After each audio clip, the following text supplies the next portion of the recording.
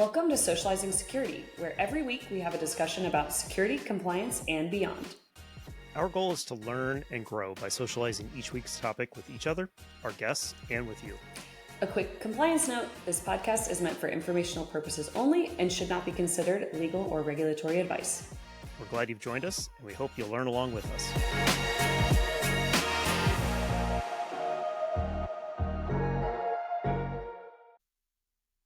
Hey everyone, welcome back to Socializing Security. Brian here. Milou is going to join us shortly. Unfortunately, the busyness of life is finally caught up to us as a podcast. We're no longer talking about it, but actually experiencing it to some extent here. She'll be joining us along with Martin Edwards, who is our guest today. Martin is somebody that Milou and I have known from a previous company. We used to all work together. In fact, Milou and Martin used to work very closely on the compliance side of things for the company we were at around the cybersecurity aspects of things. So Martin came up in the security spaces on the penetration testing side and spending a lot of time as a penetration tester for hire. So his role would be to go in and help companies understand where they were vulnerable and then be able to help them improve that. So we'll talk about that. We'll also talk about what he does these days, which is to go and help the company that he works for today make sure that no one can penetrate their systems. He's there to make sure that the things are properly secured by taking that perspective of how would I get in if I were attacking this company. And so he's got a really cool perspective on that where he's played both the offensive and the defensive side within cybersecurity. So really excited to talk to him. We think you'll enjoy this conversation immensely. So let's go ahead and bring Martin and Milou on. Awesome. And we're back for our episode with Martin. Hey, Martin, you want to say hi? Hi, everybody. I'm Martin Edwards. Yeah. So we talked a bit about your history and how we know each other, Martin. So maybe if you could start off with just give us a quick intro, kind of how you got into doing pen testing. If people are interested in that space, what qualifications are people looking for, that kind of thing. Sure. I think I'll speak for myself to start. I started more in the systems administration, application engineering, and networking type of roles. I didn't hold any of those titles originally. It was kind of we need you to do this, and I went and learned a lot of different things, right? So anyway, so I did a lot of great careers in IT. Yeah, right, exactly. And so I did that for a couple of years. I went to a security conference and did a capture the flag competition, and a buddy of mine, and we did pretty well. And a buddy of mine was like, you can get paid to do more or less this. I was like, what are you talking about? That's cool.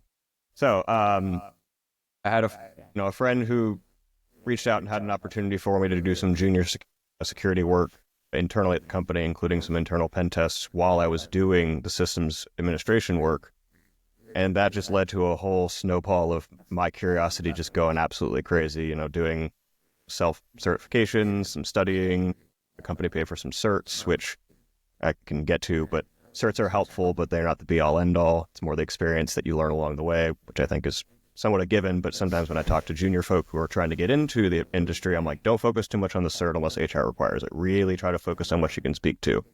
Anyhow, that's how I did that. And then pen testing led also into red teaming because I thought the experience of trying to emulate not emulate, but more simulate a larger adversary was really interesting, encompassing not just probing for vulnerabilities, but also people, processes, things like that.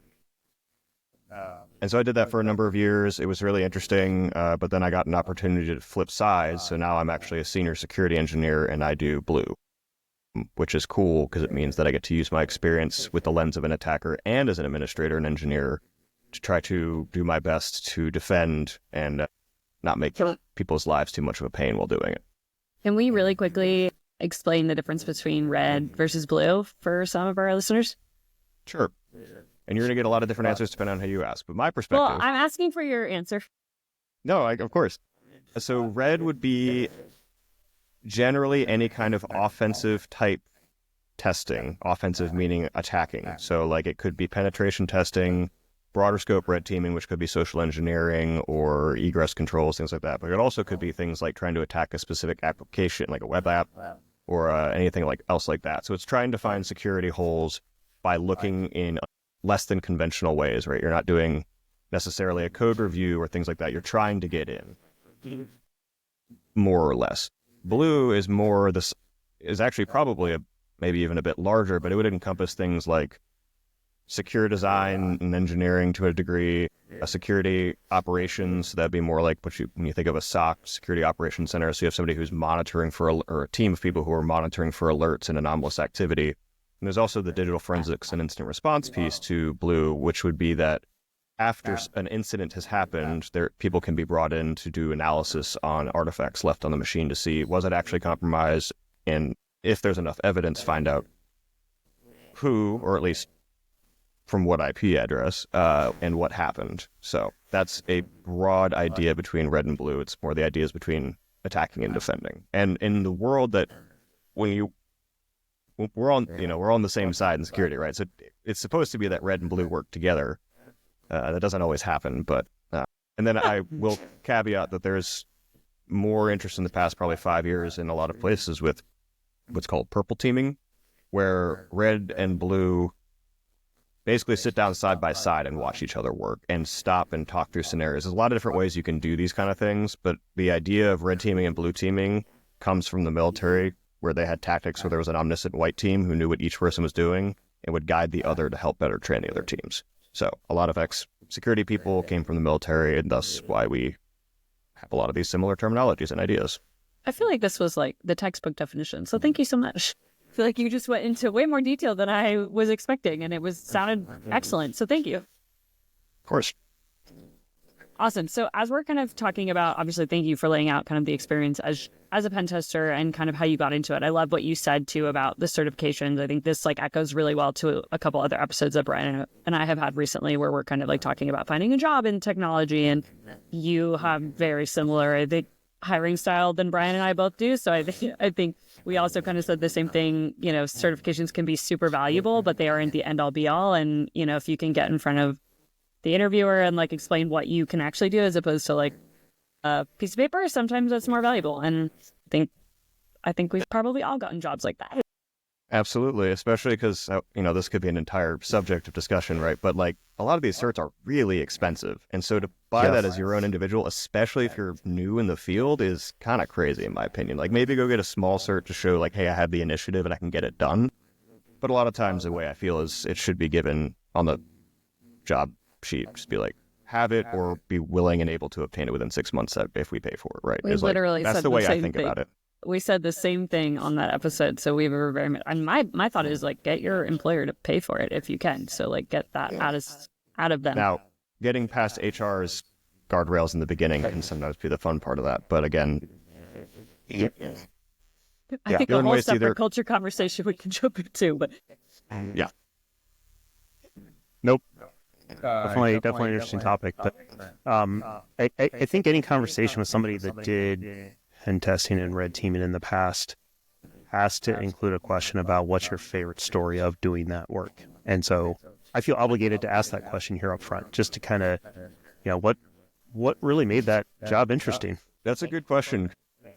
Without going down a whole rabbit hole. Yeah, obviously. Honestly, I would rather do that because some of these are my favorite questions or favorite stories you share. I just mean because it could turn into a ramble, right? Like, you buy me a beer and I'll go tell you 10 stories at the bar. But like, I think like the beginning was so fun to you would just pop a shell, meaning like you'd get an exploit to work or somebody would click on an attachment, right? And you get something back. And you're like, oh yeah, this is awesome. And then like after a while that wears off pretty freaking fast because it's your job, right? Like you do it all the time. The veneer kind of wears off. It's still cool when it works, but so it was fun to have those little moments of like, I think one of unexpectedness, and you're like, oh, I can't believe that just worked. Like that's what keeps it cool and is honestly very valuable to the people who hired you.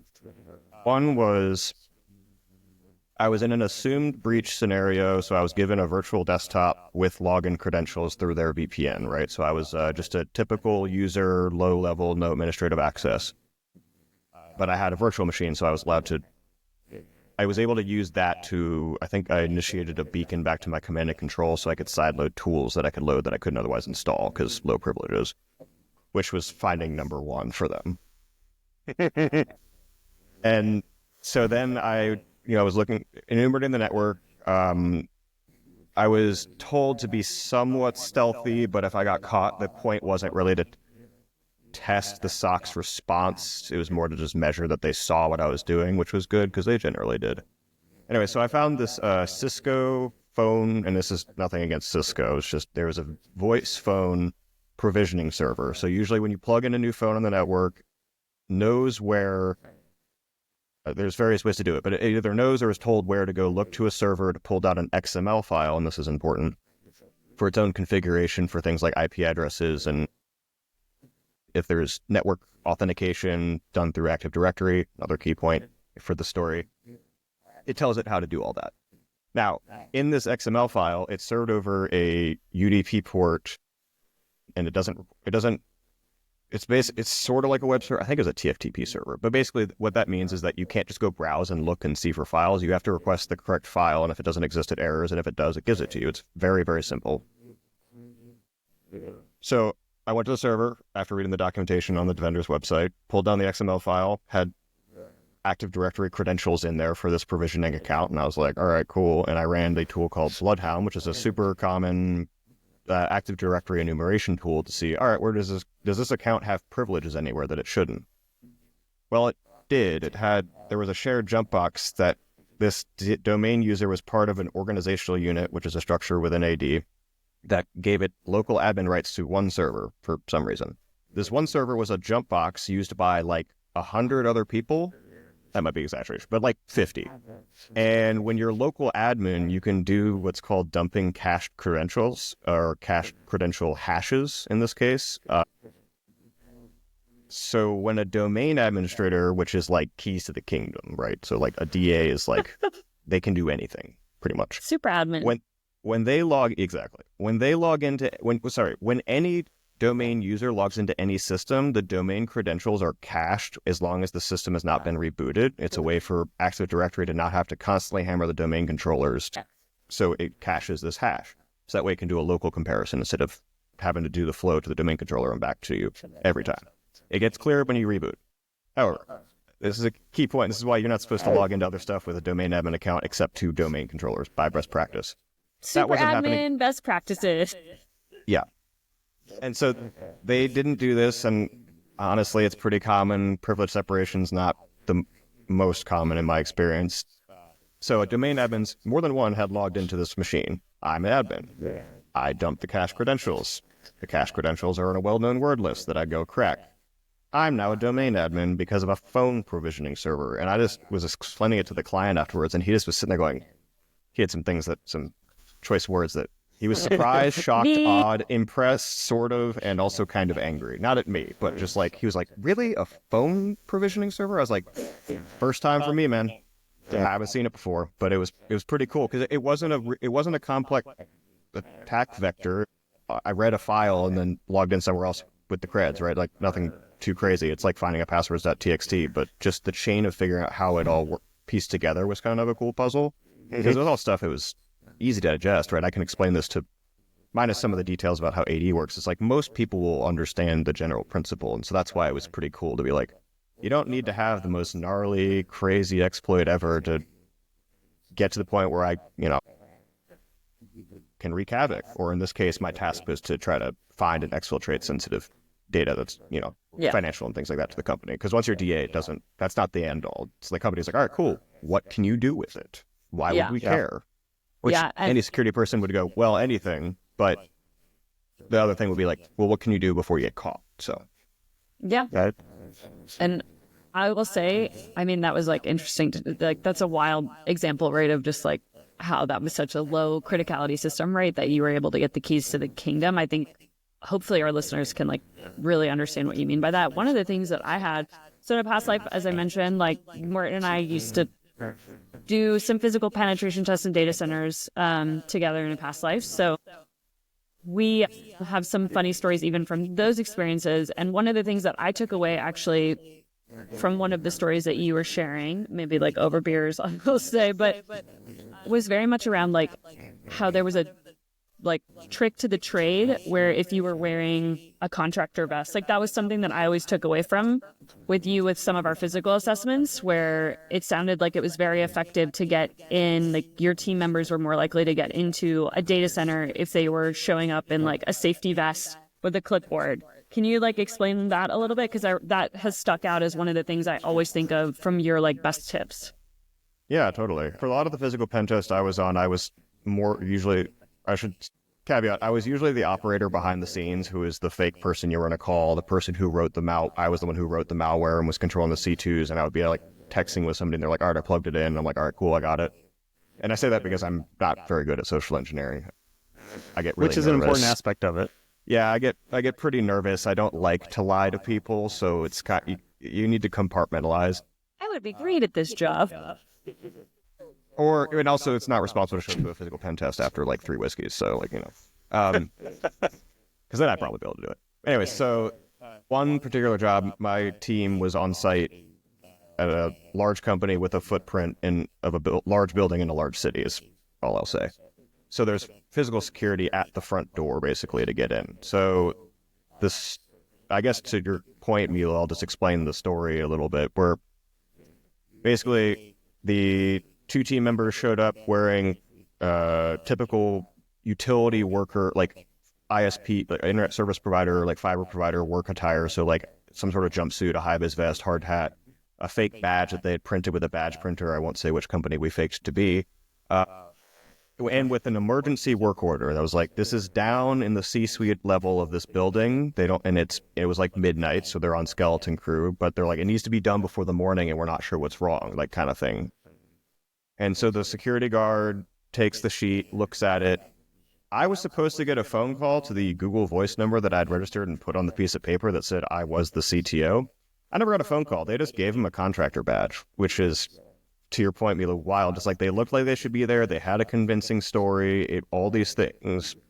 I think we had done enough research on the company to find out who serviced that building with fiber, but I might be misremembering. That might not be as easily able to be found as I think. But either way, it wasn't a particularly crazy scenario that they laid out, right? And then they were given a badge, I think they got escorted up and then were left unescorted on the C-suite level, and they picked the lock to the CEO's office and took a selfie. Yeah. I love that story. And then they went to the server room and plugged in my USB key, and I said, run the script. Or actually, no, I think I was using a rubber ducky, so it just did it. And Rubber ducky being a pen test tool. Yeah, sorry. There's a company called Hack5 that makes a bunch of physical pen testing devices, one of which is something that you can write. It's called an HID file, which is a human interface device, I think. It's keyboards, mice. Things that you interact with to input into a computer, and this thing will tell the computer through a coded signal that says, I'm a keyboard.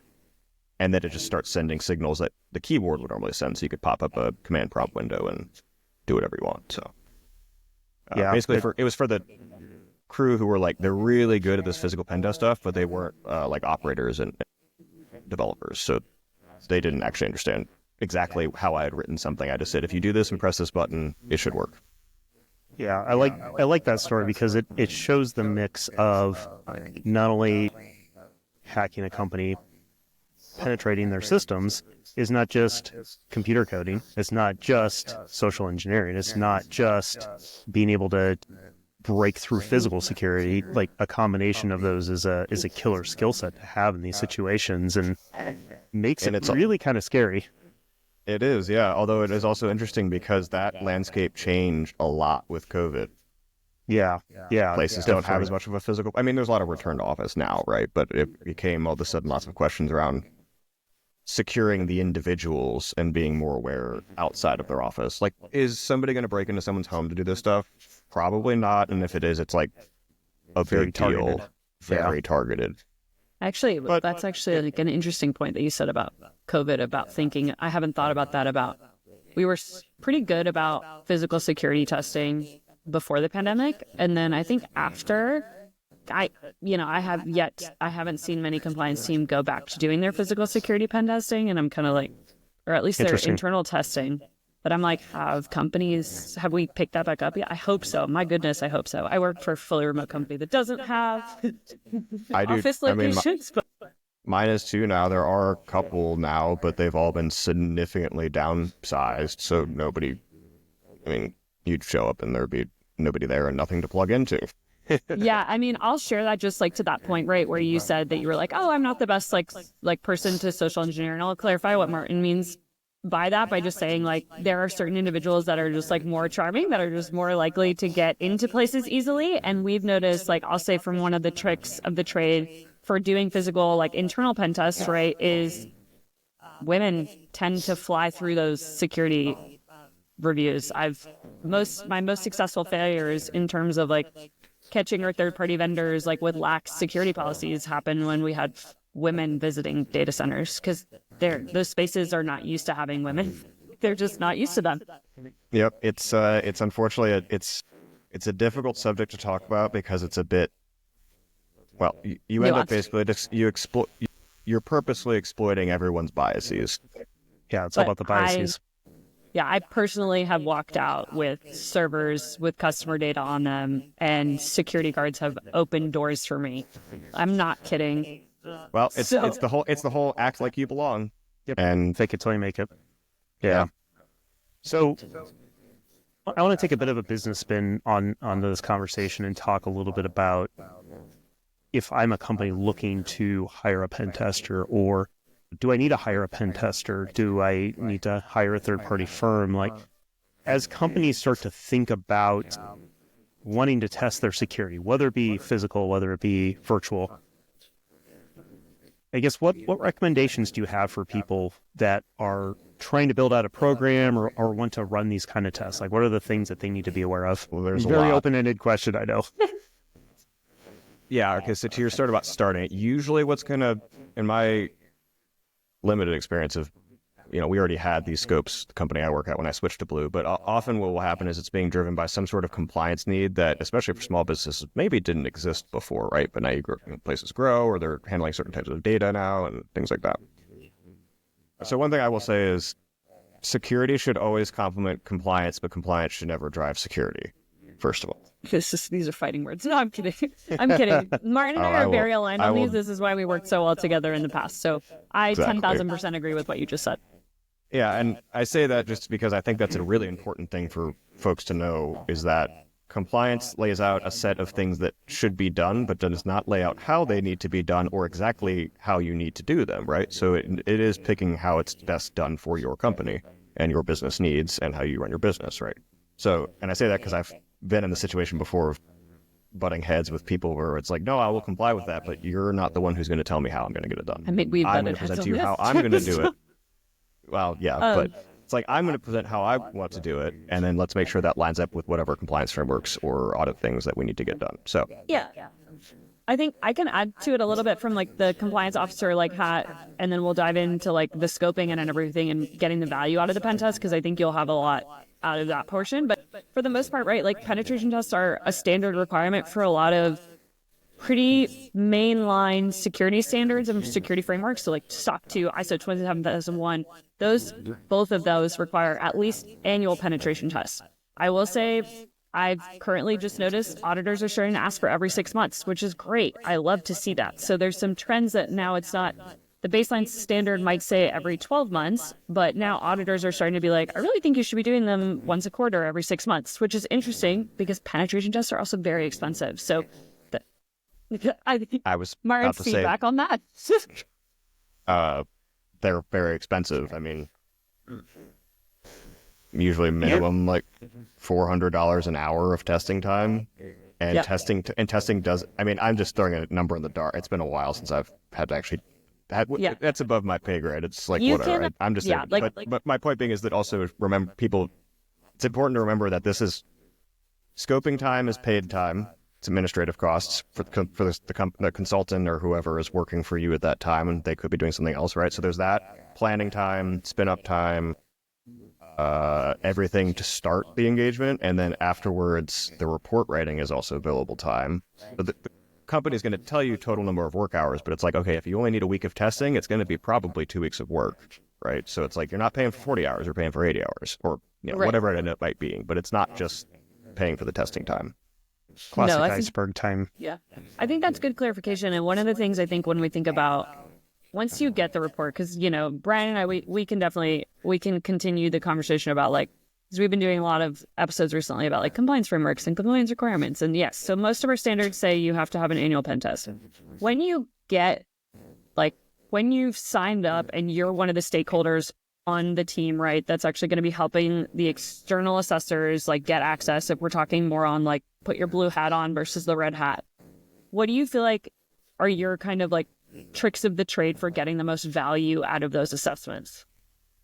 Before the assessment begins, and this is going to be a fun one because most companies ever involved with struggle with it, have as much or at like 100% if possible systems inventory with the owners and the function of all the systems. Because if you don't know what you have, you don't know how to secure it because you can't secure it. We've or had if that something conversation. breaks. This goes back to our asset management. So asset management is the number one, because if you don't know who you have and who owns it, well, you can't really secure it, right? Also, if it breaks during the test, you don't know, it's going to cause business disruption, excuse me. So that's going to be a big one. That, and also going into the test with objectives in mind, right? Don't tell the tester, we'll just hack it all, because there's no time for that. Like, that's what state level actors do. They go for anything they can, and they have large budgets and timelines. Testers have limited timelines. Companies have limited budgets. So knowing exactly what you want, even if you don't know exactly what you want, but you have an idea, and then that's kind of the point of, at least when I try to do kickoff calls, or even the sales scoping call before the billable engagement began, I started later in my career getting pulled into those calls to help answer technical questions and advice for folks when they're like, we think we want this, and then, help guide them through. And that can also be on the consulting side, firm side. It's a good show of faith. Like, hey, we want to work with you. We're not going to just nickel and dime you. Some places definitely do that. But anyway, so the company that's going to be tested, having systems inventory, knowing what you'd like to be in place, knowing what systems need to be completely excluded due to whatever reasons the business deems, necessary. Maybe it's an old IBM mainframe that, like, if it goes down, the company is done. Like, it exists. I've seen it. So, knowing what your exclusions are, right? Knowing ahead of time what your process is going to be during testing, notifications of start and stop time, especially if the company is mature enough to have a security operations center. You want to know when they're going to be testing and where they're coming from, so that way you can just flag that as testing traffic. You don't need to investigate it and waste your own time. What else? I think that would be a good start, really. And then in terms of like provisioning the access, like you said, just like ensuring that as the company being tested, these discussions are not living just in the compliance department or just within some SVPs who haven't been hands-on keyboard in 10 years, no offense to them. Have some senior engineers who maintain the systems at least shadowing the call or briefed on it afterwards, in my opinion, because that way they understand what's happening.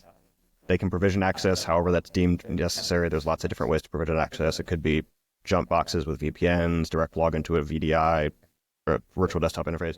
That's up to the company. But like having the people who are going to be making those changes aware of it in near real time will definitely decrease the headache for you, because when the testers can't get in, depending on your agreement, that might still be billable work, even though they're not working. Yeah. So they're not getting any value while you're paying your own people to help get the people you're already paying to get them in, right? So it's like just nobody likes being to blitz. prepared. Nobody likes to blitz pen test either.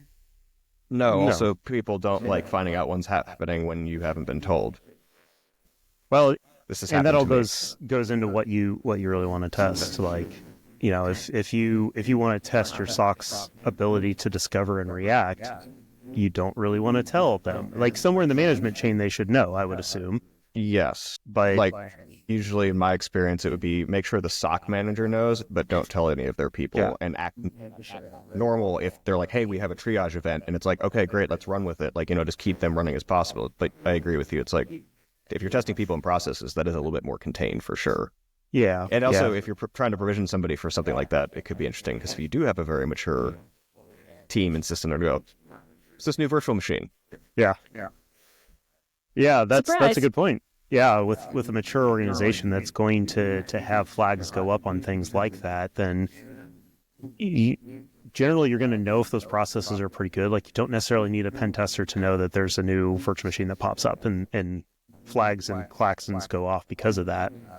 But if you're going to be provisioning so that somebody can do that, like you mentioned earlier, if you want them to be testing your zero trust initiative, and you're going to want to give them keys inside of the firewall because that's where the zero trust test needs to happen. You don't want to waste time having them try to penetrate the firewall. You just want to let them in and assume that they can do that. Like, that saves time, that saves money. But those provisioning aspects to get ready for that test could set off alarm bells. That's an interesting aspect of it that I never really thought about, because a mature organization with good asset management is going to notice when new things pop up and may have things on there that aren't normal in that regard. Yeah. And there's another piece to it that I just thought of, is that depending on the size of your business, you might have a managed SOC that you're buying off somebody. Yeah. And managing that relationship during testing is something that is handled by the contract with them, right? But that is another potential conversation, because that might take more time. It's like, I'm not hitting up Brian, on Slack real quick. It might be, we have to go organize a meeting with our vendor and like scope through all this, right? This is Never interesting forget because third parties. Yeah, my guess is too that their contract might require you to notify them, unless you're like, I'd be curious about that. Does the managed SOC contract require you to notify them if you're going to bring in external pen tests? I'd have to look into it. I think don't it know. depends on the vendor. It depends Your on the contract. your life's going to be a lot easier if you notify them, because otherwise they're going to be hitting you up left, right, and center as the alarm bells are going off if it's a pen test that's supposed to be loud and fast and noisy.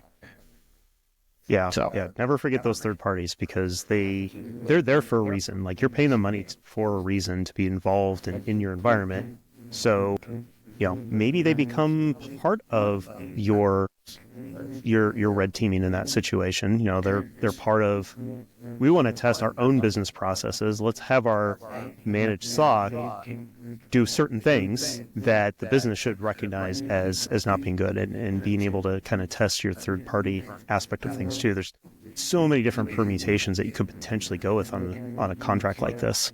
Totally, especially if you're given a red team report, meaning they tried to go as stealthy as possible, and then you get, after the engagement, you go ask for your managed SOC for a report and a digital forensics investigation if they want to go that far and pay for it, and compare notes and be like, where do we have gaps? Yeah.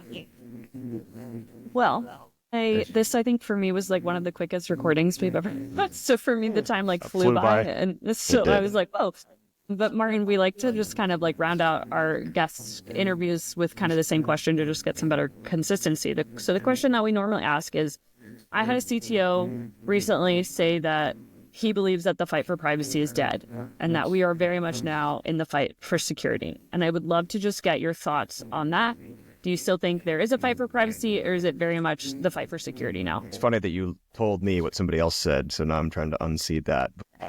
I actually somewhat agree, because I think that my opinion, especially considering that I used to be really privacy conscious and now I'm kind of getting lazy, and I'm like, well, because it becomes a balance of what's more convenient and what's not. And that's always been, I think, with tech, with the question about privacy was just before there was focus on privacy, people didn't read terms of service agreements. Nobody still does. At least a lot of places make you scroll to the bottom before you hit agree, but you can just zoop. Anyhow, I think that it's not fully dead, because if you really want to fight for it, you can still try. But with ubiquitous surveillance, so many metrics collection with all the applications you use, whether it's nefarious or not, developers need those metrics to know how to make their stuff better. Yeah, I don't know if it's fully dead, but for the average consumer, yeah, I don't think it's their focus. And people will hem and haw about it, including myself, and then just kind of shrug their shoulders, and they're like, well, it's really convenient. You have to be very thoughtful about it in order to have any privacy at this point. And at that point, you're also probably going to start sacrificing certain stuff in your own life, as people just look at you as a tinfoil hatter and won't deal with you. Or little things I'll go to some store, I didn't know this was even legal, but they're just we don't take cash. And I was like, what? I thought you had to. I remember that happened with American Express Bank or something years ago, but more and more storefronts now just won't take cash, which is your last way to pay anonymously. Yeah, I'm going to get into cryptocurrency, but Got another session. No, I'm good.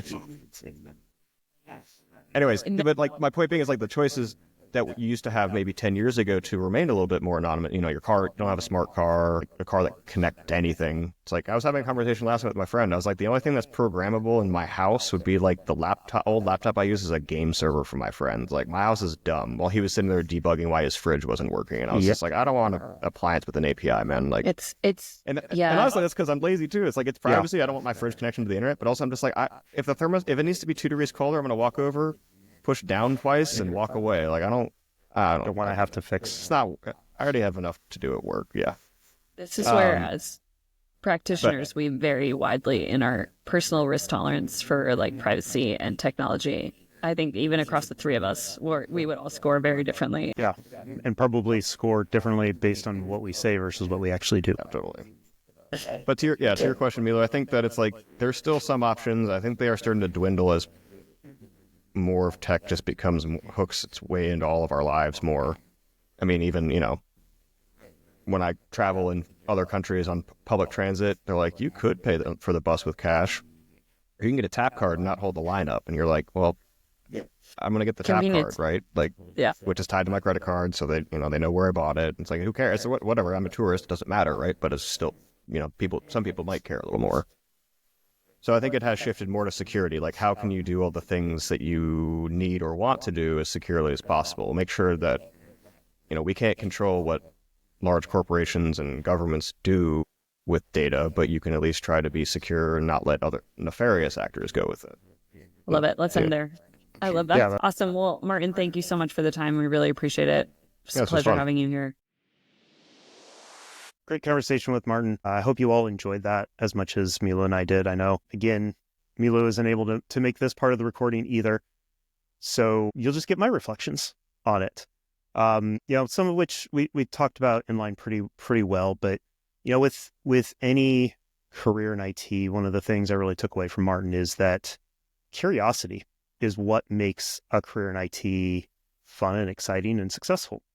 So having that constant desire to learn more, that constant desire to push the limits and try something new, I could see being a huge benefit for a penetration tester and for defensive security as well, for that matter. Like, constantly thinking about how is this thing that I'm putting into my environment going to fall over? How is it going to fail on us from a security perspective? Really interesting space. Side conversation of certifications and where that matters and where it doesn't is something I think about a lot as somebody who had several certifications early in my career, and these days don't really pursue those too much. But I do think about certs a lot and how they can prove my experience in something that maybe I don't have as much experience in, like real world experience. Being able to have a certification that shows, hey, I have the book knowledge. Let's be able to work on the practical knowledge of things.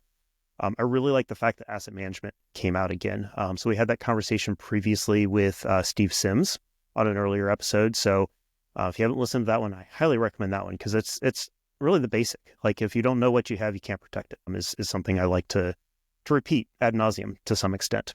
And of course, planning. Whether you're planning your defenses or you're planning how to be a penetration tester and how you're going to attack a company and try to show them how to improve their security, you need a plan. And even when you're the company that's hiring an external penetration tester, you need a plan. You need to know what you want out of that. It's not going to be the cheapest engagement that you have, so you want to make the most of it, of course. And you want to make sure they're testing the right things. If you just give them a blanket, hey, see what you can get, you may not uncover the things that you truly want to fix. And I say it that way because in some cases, you need to prioritize what you can fix, because there's going to be so many things. If you give them a blank check and unlimited time, they're going to find so many things it's going to take you years, potentially decades, to fix everything. You need to make sure that you know what you want the outcomes to be, what you want to highlight in your environment, so that you can ensure that you can fix the things that you really want to fix, so that it can be as meaningful, as impactful as possible when you go to make those corrections. So really, really critical for you to think about that ahead of time. Just like any other project, planning is key. So, and this extends into everything within IT. Like, planning is always the best thing to do, whether it's deploying patches, whether it's deploying a whole new system, whether it's what your disaster recovery plan is going to be. You got to think about all the contingencies. You got to think about all the possible things that could go wrong, and then plan around that. Make sure that you're fixing the right things. Make sure you're planning for the right contingencies. So a lot of really great information. Hope you enjoyed that, and we'll see you again on the next episode of Socializing Security. Thank you for joining us for another episode of Socializing Security. We hope you learned a thing or two with us. If you'd like to continue socializing with us on this topic or have feedback, we'd love to hear from you on LinkedIn or social media. Just search for Socializing Security. Or you can email us at info@socializingsecurity.com. Until next time, stay social and stay secure.